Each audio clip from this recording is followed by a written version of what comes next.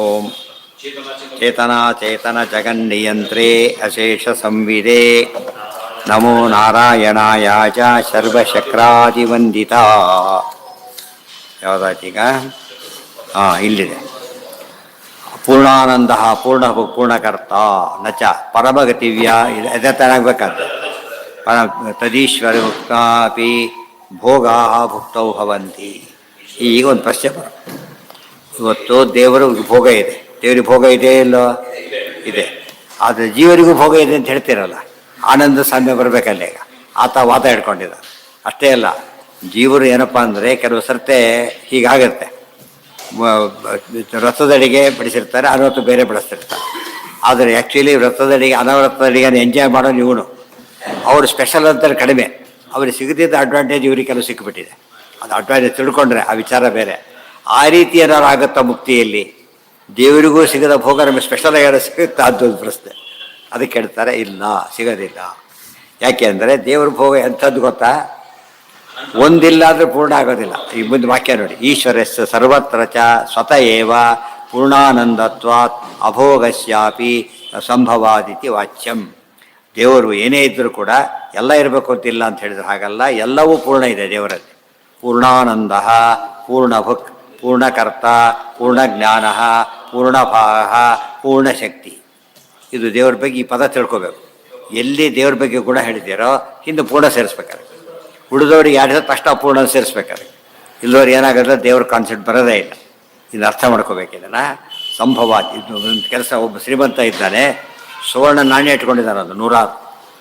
ಇನ್ನೊಬ್ಬರು ಬಡವ ಇದ್ದಾನೆ. ಸಮಸ್ಯೆ ಏನು ಮತ್ತೆ? ಇಬ್ಬರಿಗೂ ಹಸಿವಾಗಿದೆ. ಇವ್ರಿಗೆ ಹಣ್ಣ ತಿನ್ನಕ್ಕೆ ಬರೋಲ್ಲ, ಇವರಿಗೆ ಒಂದು ಹಣ್ಣು ತಿನ್ನಕ್ಕೂ ಬರೋದಿಲ್ಲ. ಅವ್ರಿಗೆ ಕೊಡಬೇಕಾಗತ್ತೆ. ಈಗ ಬೇರೆ ಅವ್ರು ಕೇಳಿದಷ್ಟೇ ಕೊಡಬೇಕಾಗತ್ತೆ. ಅದಕ್ಕೆ ಅವನ ಹತ್ರ ಅನ್ನ ಇದೆ. ಈಗ ಸಬ್ಸ್ಟಿಟ್ಯೂಟ್ ಮಾಡೋಕ್ಕಾಗಲ್ಲ. ನನ್ನ ಯಾವ ಸುವರ್ಣನೂ ಯಾವುದನ್ನು ಬ್ಯಾಚ್ ಅನ್ನ ಮಾಡೋದಿಲ್ಲ. ಆದ್ದರಿಂದ ಡಿಪೆಂಡೆನ್ಸ್ ಬಂದೋಯ್ತು. ದೇವ್ರದ್ದು ಆಗಲ್ಲ. ಪ್ರತಿಯೊಂದು ಏನು ಪರಮಾತ್ಮನಲ್ಲಿ ಪೂರ್ಣ ಪೂರ್ಣ ಪೂರ್ಣ. ಅದಕ್ಕೆ ಅಡ್ವಾಂಟೇಜ್. ಭಾರಿ ಶ್ರೀಮಂತ ಇರ್ಬೋದು, ಅಡುಗೆ ಮಾಡ್ಕೊಳಕ್ಕೆ ಬರಲ್ಲ, ನಮ್ಮೇಲೆ ಬಂದೇ ಬರ್ತಾನೆ ಅಂತಾರಲ್ಲ, ಹಾಗಿಲ್ಲ.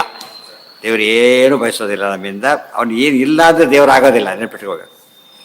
ಪೂರ್ಣಾನಂದ, ಪೂರ್ಣಭುಕ್, ಮತ್ತೆ ಪೂರ್ಣಕರ್ತ, ಪೂರ್ಣಜ್ಞಾನ, ಪೂರ್ಣಭಾಹ, ಪೂರ್ಣಶಕ್ತಿ. ಇಷ್ಟು ನೆನ್ಪಿಟ್ಕೊಂಡ್ಬಿಟ್ರೆ ಯಾವುದಕ್ಕೆ ಸೇರಿಸ್ಬೇಕಿದನ? ಪೂರ್ಣ, ಪೂರಯಿತ, ಪುಣ್ಯ, ವಿಠ್ಠಲ ಪೂರ್ಣ ಅಂತಿದೆ. ಯಾವುದರಿಂದ ಪೂರ್ಣ? ಎಲ್ಲದರಿಂದನೂ ಪೂರ್ಣ. ಒಂದು ಪೂರ್ಣತೆ ಇಲ್ಲ ಅಂದರೆ ದೇವ್ರ ದೊಡ್ಡ ಸ್ಥಿತಿ ಬರೋದಿಲ್ಲ. ದೇವರ ಕಾನ್ಸೆಪ್ಟೇ ಹೋಗ್ಬಿಡುತ್ತೆ ಇಮಿಡಿಯೇಟಾಗಿ. ಆಶ್ಚರ್ಯತ್ವಾತ್ ಭಗವಾನ್ ವಾಸುದೇವೋ. ನೋಡಿ, ಆಶ್ಚರ್ಯತ್ವಾತ್ ಮತ್ತೆ ಭಗವದ್ಗೀತೆ ಆಶ್ಚರ್ಯವತ್ ಪಶ್ಯತಿ ಕಶ್ಚಿದೇನು, ಒಂದಕ್ಕೊಂದು ಸೇರಿಸ್ಬೇಕಾದ್ರೆ.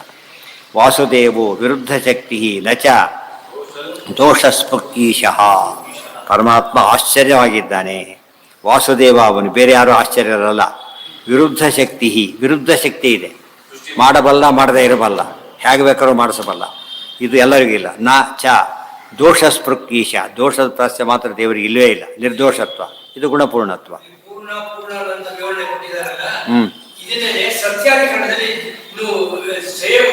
ಹೌದು, ಆ ಅಧಿಕರಣ ಹೊರಟಿರೋದೇ ಅದಕ್ಕಾದ್ರಿಂದ ಹೆಚ್ಚು ಹೇಳ್ತಾರೆ. ಆಶ್ಚರ್ಯತ ಇವ ಬ್ರಹ್ಮಣ ಉಭಯೋಕ್ತೇ. ದೇವರಿಗೆ ಎರಡು ಇರೋದ್ರಿಂದ ಯೋಚನೆ ಮಾಡೋಕ್ಕೆ ಹೋಗಬೇಡಿ. ದೇವರ ಇಲ್ಲದ ಭೋಗ ನಮಗಿದೆ ಅಂತ ತಿಳ್ಕೊಳ್ಳೋಕೆ ಹೋಗಬೇಡಿ. ದೇವರ ಭೋಗದ ಅನಂತಾಂಶ ನಮಗೆ ಇಷ್ಟೇ ಇಷ್ಟಿದೆ ಅಷ್ಟೇ. ಇವನು ಹೆಚ್ಚು ತಿಳ್ಕೊಳ್ಳೋಕೆ ಹೋಗಿ ಬ್ಯಾಂಕ್ನಿಂದ 10,000 ತಂದಿದ್ದಾನೆ, ನಾ ಬ್ಯಾಂಕಿಗಿಂತ ಶ್ರೀಮಂತ ಅನ್ಕೊಂಡ್ರೆ ಗತಿ ಏನವರಿಗೆ? ಅವಲ್ಲ ಕೋಟಿಗಟ್ಟಲೆ ಇಟ್ಕೊಂಡಿದ್ದಾರೆ, ತಂದು 10,000 ತಂದು ಭಾರಿ ಶ್ರೀಮಂತ ಅಂತ ತಿಳ್ಕೊಂಡ್ರೆ ಆಗೋ ಹಾಗೆ. ಕೊಟ್ಟಿರೋದೇ ಅವನು. ಇಷ್ಟೆಲ್ಲ ಜೀವನಿ ಸಿಕ್ಕರೂ ಕೂಡ ಕೊಟ್ಟಿರೋದು ಯಾರು? ದೇವರು. Under is control. ಮತ್ತೆ ದೇವರ ಯಾವ ಭೋಗನೂ ಯಾರ ಕಂಟ್ರೋಲಲ್ಲೂ ಇಲ್ಲ. ಬಿಡಿದವ್ರು ಎಲ್ಲರ ಭೋಗನೂ ದೇವರ ಕಂಟ್ರೋಲಲ್ಲಿದೆ. ನಚ ಎಲ್ಲ ಇರ್ತದೆ. ನಚ ಪಾರಗತತ್ವ. ಆ ವಿಷಯ ಮುಗೀತದೆ. ಪರಮಾತ್ಮ ಆಗಿರೋದ್ರಿಂದ ಸಾವಕಾಶ ಉಪಪತ್ತಿ ಮಾತ್ರ ನಿರವಕಾಶ ಶ್ರುತಿಯುಕ್ತೋಪತ್ತೇರೇವ ಪರಮಾತ್ಮ. ಮತ್ತೆ ನೋಟ್ ಸೇರಿಸ್ಬಿಡ್ತಾರೆ. ಸಾವಕಾಶ ಉಪಪತ್ತಿ ಮಾತ್ರ. ಉಪಪತ್ತಿ ಎಂಬುದು ದೊಡ್ಡದೇ, ಆದರೆ ಸಾವಕಾಶ ಏನು ಉಪಯೋಗ ಇಲ್ಲ. ಆಗ ಯಾವ ಶ್ರುತಿ ದೊಡ್ಡದು? ನಿರವಕಾಶ ಶ್ರುತಿನೇ ದೊಡ್ಡದು. ಆದರೆ ಬರೀ ಶ್ರುತಿ ಯುಕ್ತಿ ಬಂದಾಗ ಯುಕ್ತಿ ದೊಡ್ಡದು, ಬರೀ ಶ್ರುತಿ ಬಂದಾಗ. ಆದರೆ ನಿರವಕಾಶತ್ವ ಬಂದಾಗ ಶ್ರುತಿನೇ ದೊಡ್ಡದು. ಸಾವಕಾಶ ಬಂದರೆ ಈಗ ಕಡಿಮೆ ಆಗೋದು. ಇದು ಅರ್ಥ ಮಾಡಿಕೊಂಡ್ರೆ ಸರಿಯಾಗಿ ತಿಳಿಯುದು. ಬಲವತ್ವ. ಇಂಥ ನೋಟೆಲ್ಲ ಕಲೆಕ್ಟ್ ಮಾಡಬೇಕು ಒಂದು ಕಡೆಗೆ. ಕಲೆಕ್ಟ್ ಮಾಡ್ಕೊಂಡ್ಬಿಟ್ರೆ ಎಲ್ಲ ಒಂದು ಥಿಯರಿ ಎಲ್ಲ ಸಿಗುತ್ತೆ ಒಂದು ಕಡೆ. ಆ ಕೆಲಸ ಮಾಡೋ ಅಭ್ಯಾಸ ನಮ್ಮಲ್ಲಿ ಇಲ್ಲ. ಅದರಿಂದಾಗಿ ಎಲ್ಲ ಹೋಗ್ಬಿಡಿ. ಎಷ್ಟು ಜನ ಕೆಲಸ ಮಾಡ್ಬೋದು ಗೊತ್ತಾ? ಸಾವಿರಾರು ಜನ 24 ಕೆಲಸ ಮಾಡಿದ್ರು ಮುಗಿಯೋದೇ ಇಲ್ಲ ಜ್ಞಾನ. ನಚ ಧರ್ಮೂಲ ಅಂತಲೂ ದೊಡ್ಡ ಇದು ನಿಧಿ ಅಂತ. ಇದನ್ನು ನಾವ್ರವರಲ್ಲ, ವ್ಯಾಸರಾದರು ಹೇಳ್ತಾರೆ, ಆನಂದ ತೀರ್ಥೋಪದಿಷ್ಟೋ ನಿಧಿ, ದೊಡ್ಡ ನಿಧಿ. ಆಚಾರ್ಯ ಗೀತಾ ಭಾಷ್ಯ ಬರ್ಕೊಟ್ರಲ್ಲ, ಹೇಗಿತ್ತದು? ಅವ್ಯಯಂ ಸತತಮಪ್ಯುಪಭುಕ್ತ್ಯ. ಅದು ಕೊಟ್ಟೋಗಿದ್ದರಿಗೆ ಬೋರ್ಕೊಂಡಿರಿ ಅಂತ. ಎಷ್ಟು ದಿವಸ ಓದಿದ್ರು ಮುಗಿಯೋದೇ ಇಲ್ಲ ಅಂತಕ್ಕಂಥ, ಓದೋದೇ ಇಲ್ಲ. ಎಷ್ಟು ದಿವಸ ಓದಿದ್ರು ಮುಗಿಯೋದಿಲ್ಲ ಅಂದರೆ ಒಂದು ಸರ್ತಿನೂ ಓದೋ ಹೋಗ್ಬಿಟ್ಟು ಹೇಗೆ ಮುಗಿಯುತ್ತೆ ಅದು. ಆಮೇಲೆ ತುಂಬ ದೋಷ ಇದೆ ಅಂದರೆ, ದೋಷ ಇದೆ ಅಂತ ಒಪ್ಕೋಬೇಕು ನಾವು, ಸರಿ ಮಾಡ್ಕೊಳ್ಳೋಕೆ ಬರುತ್ತಾಗ. ಎಲ್ಲ ಹೇಳೋದಕ್ಕಾಗತ್ತಾ ಪಾಠಶಾಲೆಯಲ್ಲಿ? ಆಗೋದಿಲ್ಲ. ನ್ಯಾಚುರಲ್ 13 ವರ್ಷದಲ್ಲಿ ಎಲ್ಲ ಹೇಳೋಕ್ಕಾಗತ್ತೆ?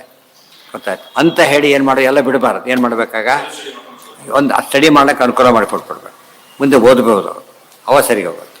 ಇವತ್ತು ಋಗ್ಭಾಷೆ ಎಲ್ಲೂ ಟೆಕ್ಸ್ಟ್ ಬುಕ್ ಅಲ್ಲ, ಬಟ್ ಏನು ಟೆಕ್ಸ್ಟ್ ಬುಕ್ಕೇ ಋಗಾದ್ಯಾಗ ಮಾಲಿ ಶುರುವಾಯಿತು, ಅದನ್ನೇ ಓದೋದ್ರೆ ನಿಂತು ಹೋಗ್ಬಿಡುತ್ತೆ. ಅದನ್ನು ಓದಬೇಕು. ಹೇಗೆ ಓದಬೇಕು? ಮೆಥಡ್ ಇದೆ, ಓದಿದ್ರೆ ಆಗುತ್ತೆ. ನಚ ನಾವು ಸರ್ವಮೂಲ ಯಾವುದು ಕೊಟ್ಟರು ನಮ್ಮ ಕಣ್ಣಿಗೆ ಕಂಟೆಂಟ್ಸ್ ಅದ್ರ ಕಲಿತೆ ಇರುತ್ತಲ್ಲ, ಹಾಗೆ ಪುಸ್ತಕ ನೋಡಿ ಕಂಟೆಂಟ್ಸ್ ನೋಡಿ ತೀರ್ಮಾನ ಮಾಡೋದಿಲ್ವಾ? 2 ಪುಟದಲ್ಲಿ 1000 ಪುಟದ ಪುಸ್ತಕದ ಕಂಟೆಂಟ್ಸ್ ಗೊತ್ತಾಗ್ಬಿಡೋದು. ಅಷ್ಟಾದರೂ ಓದ್ತಾ ಹೋದರೆ ತಿಳಿಯೋದು ಯಾವಾಗ ಅವನು? ಅಥ ಇವೆಲ್ಲ ಎಷ್ಟು ಒಳ್ಳೊಳ್ಳೆ ಲಾಗಳು ಇವೆಲ್ಲ. ಸುಮ್ಮನೆ ಏನು ಹೇಳಿಬಿಡ್ತಾರೆ, ಉಪಕ್ರಮಾದಿ ಲಿಂಗಗಳಲ್ಲಿ ಉತ್ತರೋತ್ತರ ಪ್ರಬಲ ಅಂತ ಹೇಳಿಬಿಟ್ರು ಅಷ್ಟೇ, ಗೊತ್ತಾಯ್ತು. ಆದರೆ ಶ್ರುತಿಲಿಂಗಾದಿಗಳಲ್ಲಿ ಪೂರ್ವ ಪ್ರಬಲ ಅಂತ ಹೇಳಿದರು. ಅದು ಎಕ್ಸೆಪ್ಷನ್ ಇದೆ, ಅದಕ್ಕೆ ಸಾವಕಾಶ ನಿರ್ವಕಾಶ ಬಂದಾಗ ಹೊರಟೋಯ್ತು, ಗೊತ್ತಾಯ್ತಾ. ಉಪಸಂಹಾರ ಸಾವಕಾಶವಾಗಿದ್ದರೆ ಉಪಕ್ರಮನೇ ಪ್ರಬಲ. ಉಪಕ್ರಮ ನಿರ್ವಕಾಶವಾಗಿದ್ದರೆ ಅದು ಸಾವಕಾಶ ಉಪಯೋಗ ಇಲ್ಲ. ಉಪಸಂಹಾರನೂ ಆಯಿತು, ಬರೀ ಇದೆ, 2 ಈಕ್ವಲ್ ಸ್ಟ್ರೆಂತ್. ಉಪಸಂಹಾರ ದೊಡ್ಡದಾಗ ಇದನ್ನೆಲ್ಲ ನೋಡೋದು. ಅದನ್ನ ಕ್ರಾಸ್ ಕ್ವಶನ್ಸ್ ಟೈಪ್ ಕೇಳಬೇಕು, ಇದು ಯಾವುದು ಅವಾಗ ಗಟ್ಟಿಯಾಗಿಬಿಡೋದು, ಯಾವುದಕ್ಕಿಂತ ಯಾವ್ದು ದೊಡ್ಡದು ಅಂತ. ಅಥ ನಚ ಪಾರಗತ ಅಲ್ಲಿಗಿರಲಿ, ನಾಳೆ ದಿವಸ ಇವತ್ತು